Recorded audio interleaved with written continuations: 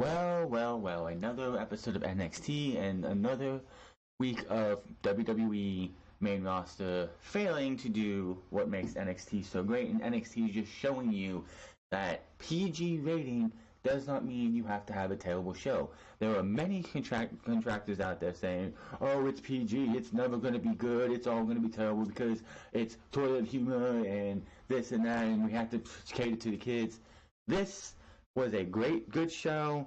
Yes, NXT has great shows, like good shows to great shows all the time. Not all, like every week. I mean, the aftermath shows after a takeover are just blah. But tonight's show ended on the highest of high notes, and we're looking forward to a cage match later on in these tapings, more than likely, for Aleister Black and Johnny Gargano after the way this show ended. The show started off with Matt Riddle versus the newly former Ring of Honor TV champion, newly signed Punishment Martinez, and this was my first time seeing the guy wrestle. I've heard the guy talk. He does have a deep, like he can talk and has like that deep voice where he's gonna sit there and talk to you and like strike fear in you.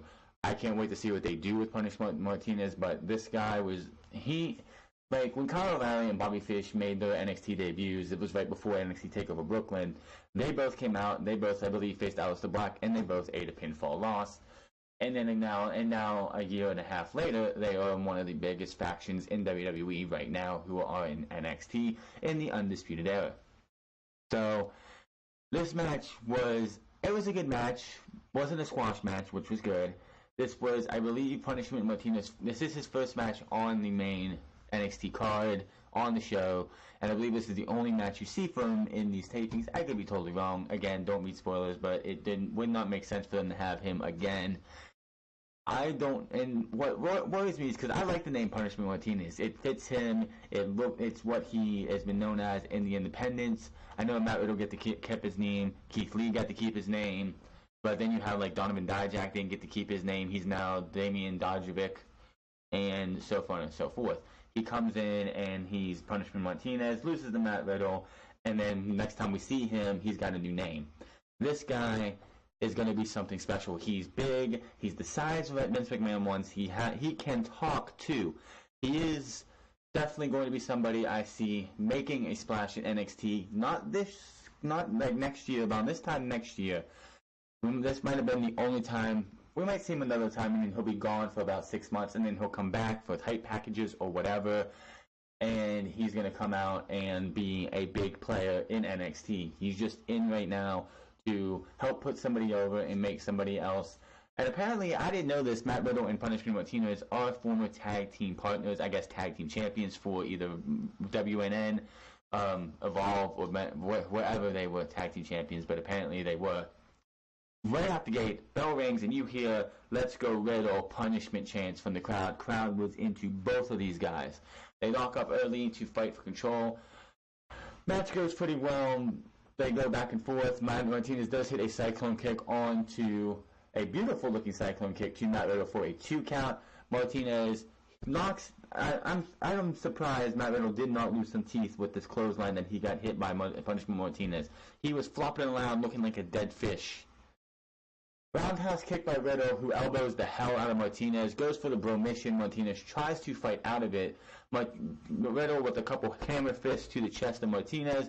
Bro mission, fast tap out, one, and that was it. Punishment Martinez loses to Matt Riddle in about, I'd say this match went about 3-4 minutes, but these guys got a lot in, and Martinez for sure did too, to show you what he can do and that he is going to be a big name player in NXT next year. NXT's North American and heavyweight championship scenes are both kind of like, I'd say they can, like, I don't know, maybe the North American championship needs a little bit of contendership going on, but the upper title, the NXT championship, is kind of already got challenges coming around and everything, so I don't think we'll see Punishment Martinez again until after WrestleMania, when we see call-ups and people go up. Maybe not until after Toronto too, which will be the second time they're in Toronto, whatever they're going to call it. So we won't probably see Punishment Martinez again unless they have him in these tapings or the next set of tapings again. Post-match, though, Matt Riddle's celebrating in the ring. They're showing highlights of the match. He gets up on the stage. He does his pose where he like sways his arm, he like flails his arms backwards and like just basks in everything. When the crowd, the camera's focused on him, and you just hear the crowd going like completely crazy. They've panned the camera over a little bit or back a little bit, and you see Cassius Ohno ready for Matt Riddle to turn around, discus elbow to Mr. Matt Riddle, and he is out. Completely knocked out over the top, and that was it for that. So the Cassius Ohno and Matt Riddle feud is far from over. I highly expect this to go all the way to NXT TakeOver Phoenix, and these two will have a proper match instead of that 6-second window that we had at TakeOver War Games. They showed a nice video package for Ricochet since his coming into NXT, which, again, whoever does the video packages for NXT and WWE in general should be making a lot of money because they do a hell of a job. They do a magnificent job on these highlight packages. Then we hear from Ricochet as he's being asked about being the highlight reel of NXT. He says, I didn't just come to be the highlight reel. He wants to win. He wants to pretty much bring NXT up to a high standard, and he's probably doing a good job because he does have the North American Championship. They asked, how are you going to keep that momentum going? He says, well, next week I'm going to go out there and make an open challenge to anybody who wants to take it. And he said he's off to see Mr. Regal to make this official. And apparently, because it was from earlier today, quote unquote, it is official. So next week there is a mystery opponent. We do not know who it is. It will be Ricochet defending his North American Championship against somebody, whoever it is, main roster, NXT, or somebody who's new. Maybe Punishment Martinez. I don't know. We'll have to wait and see next week. Whoever it is, it's going to be a great match because Ricochet just makes anybody look good as long as it's not a No Way Jose, because I think that would just be like, what a disappointment. We get a training montage or a training thing for Heavy Machinery. They're training up. They talk about how last year, about a year and a half ago, they went for the NXT Tag Team Championships against the Authors of Pain. They actually said the Authors of Pain, not AOP. And the fact that they got squashed, they weren't ready. The Authors of Pain were ahead of them. They were better than them. But a year and a half later, they feel like they were better than what they were then. They are ready now. They need to have a shot at the tag team titles. The Undisputed, no one has touched them, they say, in about 6 months. So we want a shot at the NXT Tag Team Championships, and we're coming for those titles. So Heavy Machinery could possibly be facing the NXT Tag Team Champions at TakeOver Phoenix. That is yet to be seen. There is, I believe, one more set of tapings before we get to Phoenix, which is going to, of course, be at the end of January. So, yes, we have at least one more set of tapings, and maybe that match will be made official during those set of tapings or during this set of tapings. Who knows? They did mention that, I saw this on Twitter, I believe, yesterday. William Regal did put a tweet out saying that in 3 weeks' time, there will be a fatal four-way to determine the championship contender for Miss Shayna Baszler, and the first person to qualify is Bianca Belair. And I was wondering, how did Bianca Belair qualify? Well, apparently at a recent house show, she took on Deonna Purrazzo and beat Deonna Purrazzo for the qualification. Apparently, the qualifications for these matches are going to be happening at house shows. So we will not see who qualifies until we get to the next episode of NXT. So I expect next week and the week after to have the other three women qualifying, whoever they're going to be. Kairi Sane was not at these episodes, at these set of NXT tag tapings because of hand, foot, and mouth disease, so we can just cross her out. I'm just going to say it's going to probably be Bianca Belair, Candice LeRae, Io Shirai, and Dakota Kai. Maybe, not Dakota Kai. Nikki Cross, maybe? Nikki Cross hasn't been seen in a while. She was on SmackDown that one episode, hasn't been seen since.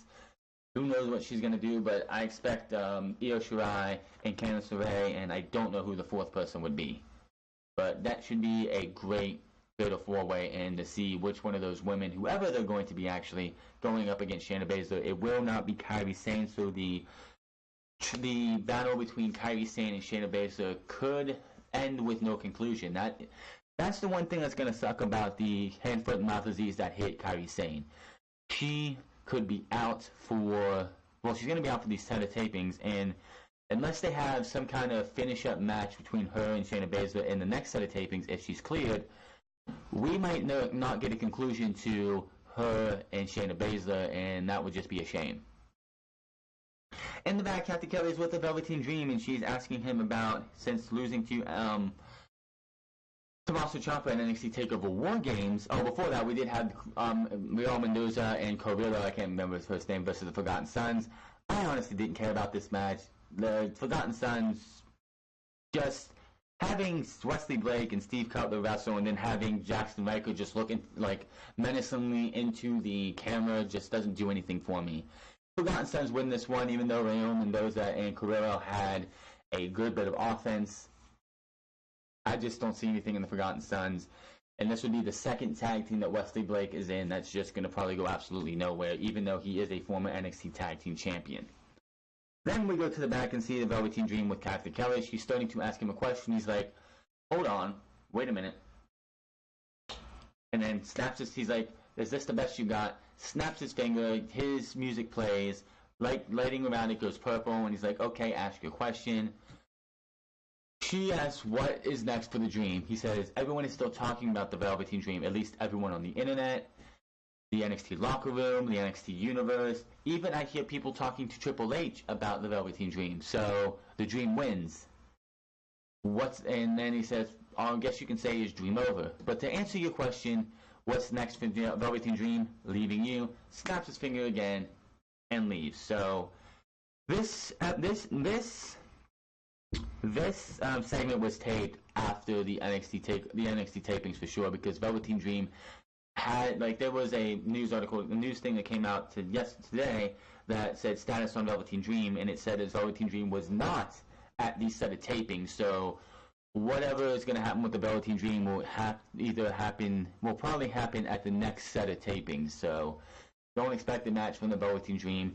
He doesn't play into it, and it makes sense too, because he doesn't play into anything for the NXT Championship, the North American Championship, or anything else. So him being out of NXT for this set of tapings is not a big deal. I fully expect him to have something maybe going into Phoenix. Who knows?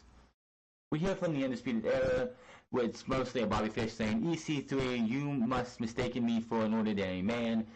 You want to jump into a pool? Like, how much do you want to? How do you want to? Do you want to jump into a lake or a river filled with sharks? We bit you once. He has a chair. The chair that he beat him down with the first time. We will surely bite you again. Look at the War Raiders. They called the War Raiders. We left them injured in War Games. The Street Profits, the Mighty, the Wiki, as Roderick Strong called them. That was a little cringe name. I guess there's the construction guys, the heavy machinery, and they say it doesn't matter who. They can all try, but it doesn't matter who it is, because we are undisputed, and this is our era, and that is undisputed. Simple as that. They did give up a medical update on Warbeer Hansen of the War Raiders. He has broken ribs, a ruptured spleen, and torn ligaments. He is going to be out for who knows how long, but if these are actual injuries, well, I hope Hansen has a speedy recovery. Broken ribs and a ruptured spleen are no joke. Torn ligaments as well. He could probably be out for a good while. We may not see the War Raiders until we build towards WrestleMania weekend, which is going to be on a Friday now instead of a Saturday, as it has been told by everything. We had Shayna Baszler versus Dakota Kai in, I believe, their best match ever between these two. Jessamine Duke and Nomina Shafir were out there with Shayna Baszler, and they didn't have any factor into this match whatsoever. I figured this was going to be like they were going to help her win. No. And Dakota Kai, unlike the last time these two went on, just took it to Shayna Baszler. Shayna Baszler tried to do the whole foot stomp onto the elbow, but she didn't. But Dakota Kai moved her arm. Shayna Baszler did snap her arm back a little bit. Not look like that hurt like hell. Shayna Baszler and Dakota Kai definitely had a hell of a match. One thing that bothered me from the NXT crowd for this match is that during the beginning of this match, we hear chants of Ronda's shadow chanted at Shayna Baszler, and I hate to disagree with everybody who chanted that name, that chanted that. In my honest opinion, Shayna Baszler is leagues better than Ronda Rousey. Shayna Baszler, it's in the Four Horsewomen, it's Shayna Baszler, Ronda Rousey, and then Jessamyn Duke and Marina Shafir tied for third. Ronda Rousey is good, but her character, and this is going to suck about this Four Horsewoman versus Four Horsewoman that WWE wants to do. Jessamyn Duke, Marina Shafir, and Shayna Baszler are all portraying heels. You have Ronda Rousey coming out, smiling and waving and being a big total babyface to the crowd. If you want this thing to work, you're going to have to turn Ronda Rousey heel. You do know, there's no way whatsoever that when you want to do this Four Horsewoman versus Four Horsewoman match, that you're going to be able to have the Four Horsewomen of WWE, which is Charlotte, Becky, Sasha, and Bayley, be heels at all. Those women are going to be cheered immensely. Especially depends on where it's going to be at. If it's going to be in at WrestleMania, doubt it, or Survivor Series, which I believe Survivor Series is going to be in Chicago next year, I think it was. But if it's in if Survivor Series is in Chicago next year, I'd have to backtrack that and I'll have to look at that later. But if it is like in Chicago, you definitely need to have these four women, and that means Ronda Rousey has to turn heel within the next year. Now, as we reported on Unscripted a couple weeks ago, I think it was last week actually, Fox wants Ronda Rousey on SmackDown. This makes things so much easier because when you do the Superstar Shakeup, you bring Charlotte and Becky to Raw, Ronda goes to SmackDown, and then you have the Four Horsewomen of WWE on one brand, and then when it comes down to it, you do the Four Horsewomen on SmackDown of MMA, you put Ronda, Shayna Baszler, Jessamyn Duke, and Marina Shafir on SmackDown. So when you get to Survivor Series, you have the Raw versus SmackDown brand warfare that you want, that the fans want to see, and you would have a traditional 4-on-4 Survivor Series match between the Four Horsewomen of the MMA versus the Four Horsewomen of WWE. Just makes sense for you right there. Shayna Baszler ends up winning this one as Dakota Kai looked like she was about ready to go for her chiropractor, as they're calling it, the code red backstabber combo, whatever they want to call it. It's called the chiropractor. But Shayna Baszler rolls through and trips her, jumps right on top of her, puts her in the chair through the clutch. But Dakota Kai looks like she's trying to fight it off and then just slowly taps away. She honestly didn't even look like she tapped. She just looked like she was trying to move her arms around, and her hand went into a little tapping motion for a second, and the ref just called the bell. Shayna Baszler wins. She hugs with the other Four Horsewomen, and then they beat down on Dakota Kai until Io Shirai comes out and makes her NXT TV debut, taking out all three members of the Four Horsewomen. Of course, she takes out Duke and Sophia first, and then of course Shayna Baszler tries to retaliate. She gets put in the corner. It looks like she's going to get hit with a face wash when the other Four Horsewomen pull her out, and that was that. They did clarify that we will see EC3 versus Bobby Fish next week, and also reminded that we will have Ricochet defending his North American Championship against somebody. And then we had the best moment of the show, and most likely the best moment of the entire week. Tommaso Ciampa to the ring to address the NXT Full Sail fans. This was a great segment. I wish I could get this on YouTube completely. I wish I could get this full segment completely, and knowing WWE, they would have this entire thing cut down so you don't even get the full thing. Tommaso Ciampa comes out and says, another takeover is in the books, and once again, Ciampa is your NXT's MVP. Time and time again, I proved to be a man of my words. I ended the fairy tale, I exposed the mystique, and I turned the dream into a nightmare. And still, you people refuse to accept me as your NXT champion. You refuse to believe in me. You don't believe in me. He's pointing to somebody. He's pointing to somebody else. And then he calls out Mauro Ranallo, looks at him and says, you, the voice of NXT, sure as hell don't believe in me. But mamma mia, here I stand. And the look on Mauro Ranallo's face is just priceless. The fact that he is just there doing his job and he gets called out, not believing in Tommaso Ciampa, it was just great. When it's all said and done, Ciampa continues, this will be the greatest NXT title reign ever. Children will study this reign. I am the greatest sports entertainer. I am 2018 Sports Entertainer of the Year, and I will be 2019 Sports and Aleister Black's music hits. Aleister chants from the crowd, raises the title. Black says at NXT TakeOver, I stood toe-to-toe with Gargano. I absolved him of his sins. Sins that you created, Puppet Master. That right there, that entire thing, Puppet Master, comes into play later on in this entire thing. Now look at you, NXT Champion, but you're not a real champion. You are a sin, and I will absolve you. I invoke my right to face you at NXT TakeOver Phoenix. And then Gargano comes out and says, we're not finished, and this is over when I say it over. It's over. Ciampa says, wow, I love when you leave Johnny Wrestling in the back and you become Johnny, you come out with Johnny Badass. Immediately, Johnny Badass chants in the crowd. Johnny Badass chants. Ciampa says, I love, says, I'm sure you hear that, and I know Gargano better than everybody. When he gets fixated on something, he does not let it go. Oh no, they do have it. They do have it. Wow, that's fast. WWE doesn't usually. I just hope this is actually the whole segment because this segment was absolutely amazing. At NXT TakeOver, I stood toe-to-toe with Johnny Gargano, and I absolved him from his sins.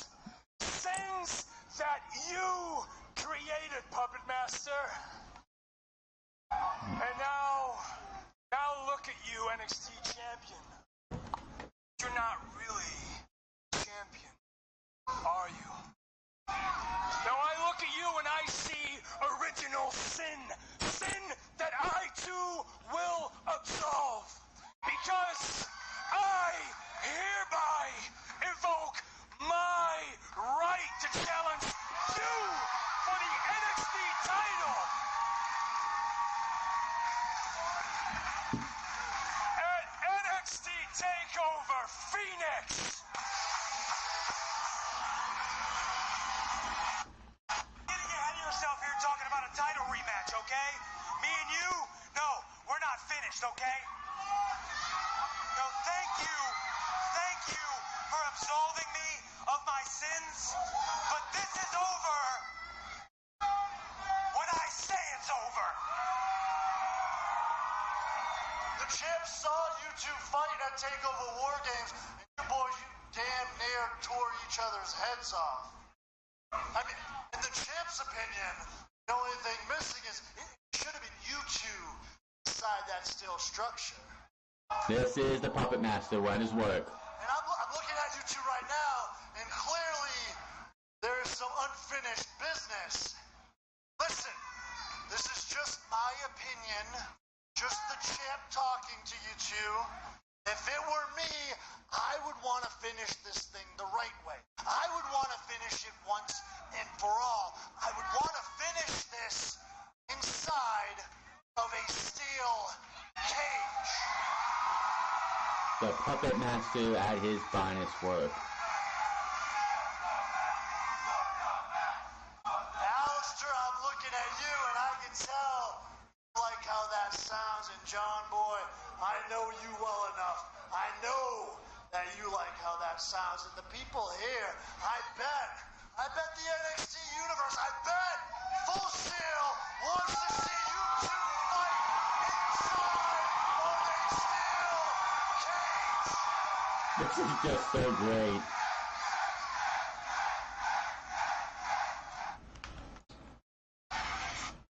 That's just great right there.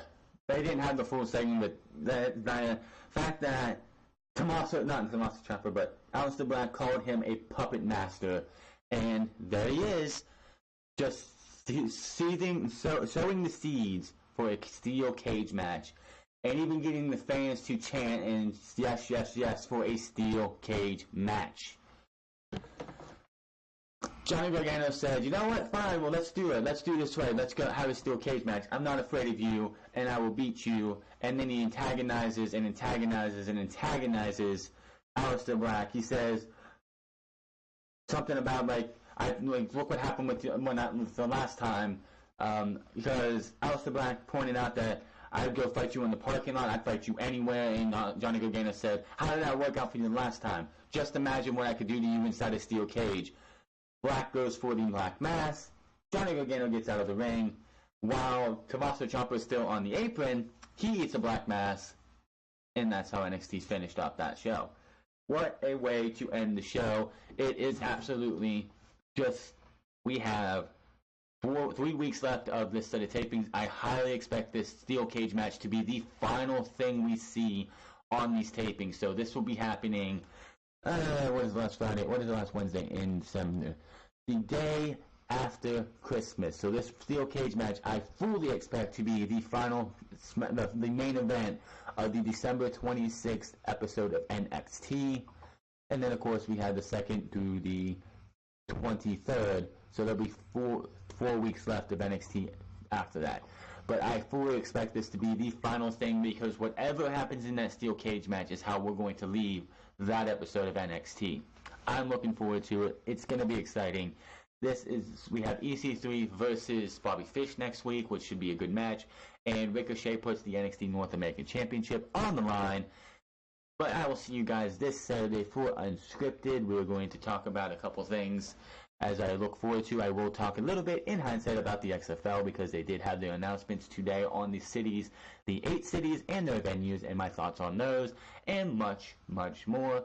But my name is TheFrance. Hit that subscribe button, comment down below, like or dislike this video, find me on Twitter at TheFrance, find me on twitch.tv/TheFrance08, and I will see you guys Saturday for Unscripted.